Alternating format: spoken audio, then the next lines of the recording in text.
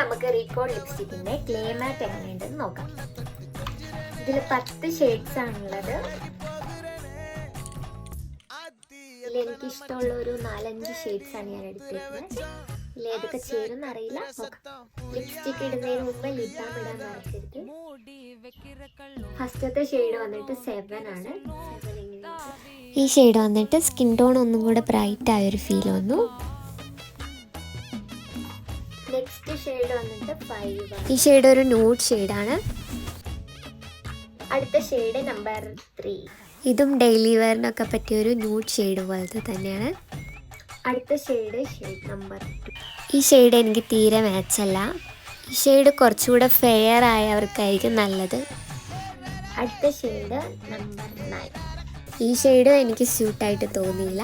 ബാക്കി ലിപ്സ്റ്റിക്കിൻ്റെ ഷെയ്ഡ്സ് അടുത്ത വീഡിയോയിൽ കാണിക്കാം. അപ്പോൾ ഇന്നത്തെ വീഡിയോ ഇത്രയേ ഉള്ളൂ.